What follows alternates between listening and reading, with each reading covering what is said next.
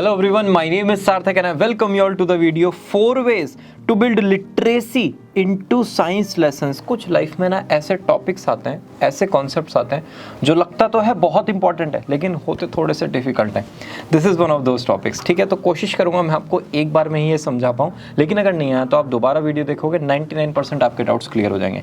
Point number 1, what is literacy in science.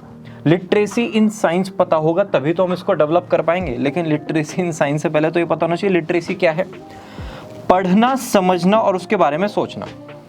किसी भी चीज को पढ़ना, उसको समझना और उसको सोचना इज लिटरेसी। अब वो किसी भी चीज क्या होगी, either text, images, graph, table, diagram, visual Q, मतलब किसी भी फॉर्मेट की अगर इंफॉर्मेशन है, चाहे वीडियो है, टेक्स्ट है, इमेज है, ग्राफिक है, टेबल है, कुछ भी है, किसी भी फॉर्मेट की इंफॉर्मेशन है, उसको पहले पढ़ना, फिर उसको समझना और फिर उसके बारे में सोचना। This is literacy, right.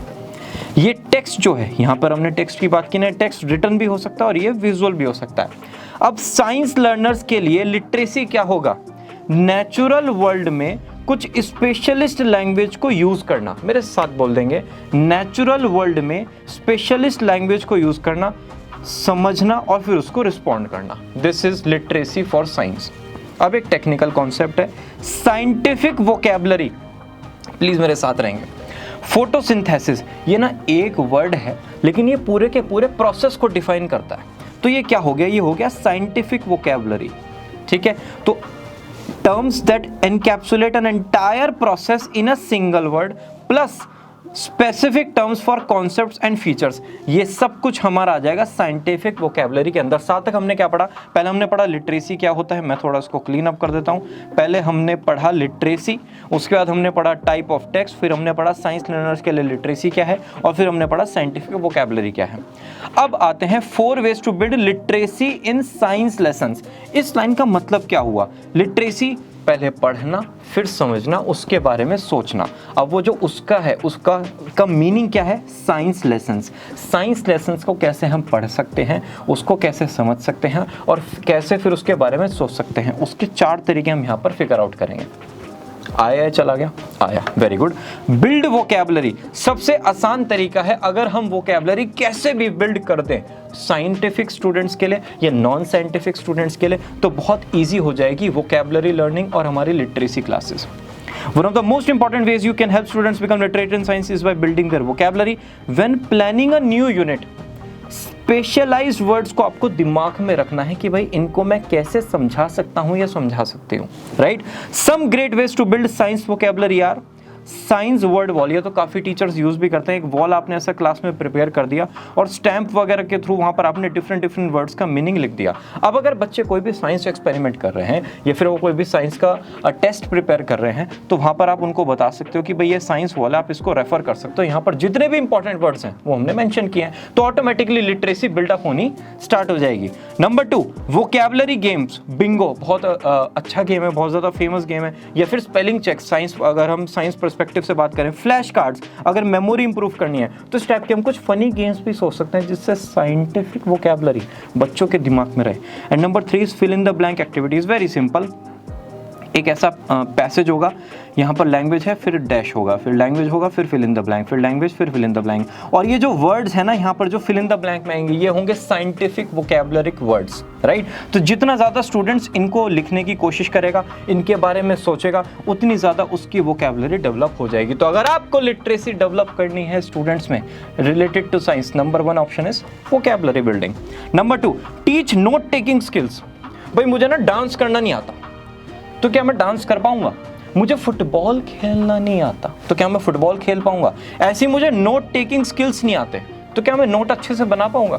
आप स्टूडेंट्स को एक कोर्स कंडक्ट कर सकते हो उनके लिए कि 1 आवर का 2 आवर्स का हम आपके लिए नोट टेकिंग स्किल्स डेवलप कर रहे हैं। मतलब हम आपको बताएंगे नोट्स प्रिपेयर कैसे करने हैं, उनको फ्लैश कार्ड्स फॉर्मेट में, समरी फॉर्मेट में, उनको रिवीजन फॉर्मेट में, वो जो 500 पेजेस की बुक है ना उसको 20 पेजेस में कैसे लाना है, जो एग्जाम से एक दिन पहले हम उसको अच्छे से रिवाइज कर सकेंगे। That's the skill.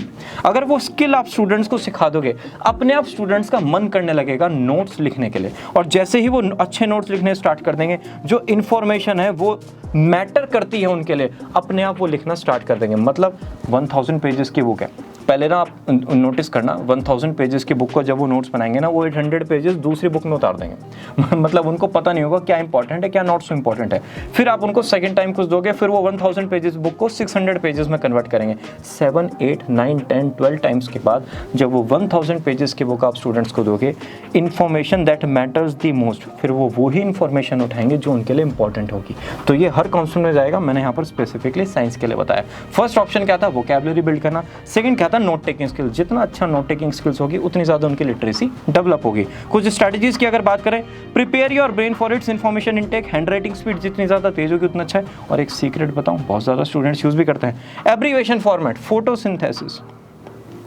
चैप्टर एक साइंस का जिसमें 10,000 टाइम ये वर्ड आएगा, तो हमने ना फोटोसिंथेसिस का एक एब्रीविएशन बना लिया PS, और इसको जो बुक का फर्स्ट पेज है, ये कॉपी का फर्स्ट पेज है, वहां पर लिख दिया कि भाई some abbreviations for the reference purpose, PS dash photosynthesis. अब जहां पर भी टीचर ने फोटोसिंथेसिस बोला है, फिर कहीं पर भी हमने पढ़ा है, फिर हमें कहीं पर भी लिखना है, हम उसको PS लिखेंगे अदर देन एग्जाम, ठीक है। तो यहाँ पर उससे क्या हुआ, जो इंपॉर्टेंट वर्ड्स थे ना वो हमारे दिमाग में छप गए, तो ऑटोमेटिकली जो कॉमन वर्ड्स हैं उनकी एब्रीविएशन बनाने के बाद हमें उनकी लिटरेसी भी क्लियर हो गई, right. Point number 3, teach the habit of good science student to each and every student. मतलब हमें ये पता है कि अच्छे साइंस स्टूडेंट्स जिनके अंदर लिटरेसी कैपेसिटी है, उनकी हैबिट्स, उनको सिंपली हम अगर नॉर्मल स्टूडेंट्स को सिखा दें तो ऑटोमेटिकली उनकी लिटरेसी डेवलप हो जाएगी। क्या होगा, क्यूरियोसिटी। अगर साइंस है और वहाँ पर क्यूरियोसिटी नहीं है तो वो साइंस ही नहीं है, वो स्टूडेंट है कॉमर्स या फिर आर्ट्स का, गलती से वो साइंस में जा चुका है। Alright, explain and predict natural phenomena.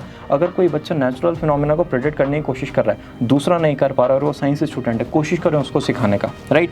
Read, understand and be able to discuss articles about science. Science से रिलेटेड जितने भी आर्टिकल्स हैं, पेड मीडिया होती है, ऑर्गेनिक मीडिया होती है, फिर न्यूज़पेपर्स होते हैं, या फिर बहुत सारे medium.com पर ब्लॉग्स होते हैं, आप उन सब साइंस आर्टिकल्स को रेफरेंस की तरह यूज़ कर सकते हो और उनको रीड करने में स्टूडेंट्स की हेल्प कर सकते हो, राइट। इसका सबसे आसान तरीका क्या, आप इसको ना कुछ भी होमवर्क मत दो, इसको आप सारा का सारा क्लास वर्क कराओ, तो ऑटोमेटिकली बच्चों पे मजबूरी हो जाएगी उसको करना, ऑटोमेटिकली उनकी लिटरेसी डेवलप हो जाएगी, राइट। साइंटिफिक इश्यूज, अगर गवर्नमेंट ने कोई डिसीजन लिया तो उसका साइंटिफिक इशू क्या हो सकता है, उसमें कोई प्रॉब्लम हो सकती है कि साइंटिफिकली वो करेक्ट है या नहीं है। तो ये जो हैबिट वाले स्टूडेंट्स हैं ना, जिनकी साइंटिफिक लिटरेसी डेवलप हो चुकी है, वो ऐसा सोचते हैं। नॉर्मल स्टूडेंट्स में हम इसको कैसे डेवलप करेंगे, आप उन स्टूडेंट्स को पेयर अप कर सकते हो, 1 science students 1 non scientific students, जिनकी लिटरेसी डेवलप हो गई, जिनकी लिटरेसी डेवलप नहीं हो, उनके साथ पेयर करो, तो वो आपस में कोलैबोरेट करके बहुत कुछ सीखने की कोशिश करेंगे, right.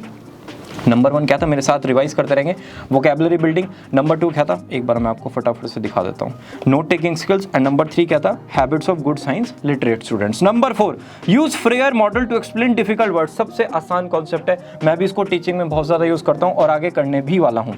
This is a type of graphic organiser, graphic organiser useful for focusing on the meaning of particularly important terms. इसमें बॉक्सेस वगैरह होता है, मैं आपको इसका एग्जांपल दिखाता हूँ। वुड है, फर्स्ट क्लास के स्टूडेंट के लिए बहुत ज़्यादा इंपॉर्टेंट कॉन्सेप्ट है।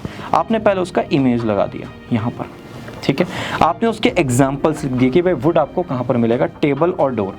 आपने उसके नॉन एग्जाम्पल लिख दिए, माइंड इट, नॉन एग्जाम्पल मतलब इनके अपोजिट, टेबल का अपोजिट और डोर का अपोजिट यहाँ पर आ जाएगा, ठीक है। Where it comes from tree, उसका एक इमेज लगा दिया, और description wood is strong and hard.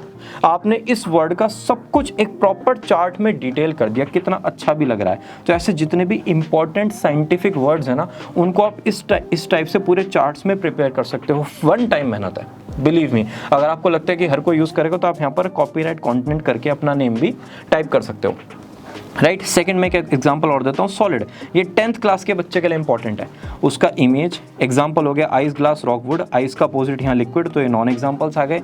Definition है और ये फैक्ट्स हैं। तो ये जो वर्ड है ना वो बच्चे के दिमाग में फिट हो जाएगा। एक तो यहाँ पर इमेज आ गई, डेफिनेशन में अगर आप एक इमेज लगाओ तो और अच्छा हो जाएगा, और यहाँ पर एग्जाम्पल्स और नॉन एग्जाम्पल्स आ गए। एग्जाम्पल से क्लैरिटी हो जाती है, प्लस यहाँ पर उसके बारे में कुछ फैक्ट्स आ गए जो हो या ना हो लेकिन मानने पड़ेंगे, राइट। सो इस टाइप से आप डिफरेंट लिटरेसी साइंस स्टूडेंट्स में डेवलप कर सकते हो। नंबर 1 क्या था, बता दो जल्दी से। नंबर 1 था बिल्डिंग वोकैबुलरी, नंबर 2 था नोट टेकिंग स्किल्स, नंबर 3 था हमारा habits of good science students, number 4 था फ्रेयर मॉडल। सो इन सब मॉडल्स को आप साथ में यूज़ कर सकते हो। टीचर्स ने हमसे डिमांड किया था कि अपना ऐसी एक्टिविटीज़ बता दो जो एक बार में एक ही हो सकती है। मैंने इस बार 4 एक्टिविटीज़ आपको बताई जो आप चारों एक साथ इंप्लीमेंट कर सकते हो, और मुझे कमेंट सेक्शन में ज़रूर बताना क्या एक्टिविटी आपको पसंद आई। विल मीट यू ऑल कहाँ पर, अरे नेक्स्ट वीडियो में। Bye bye.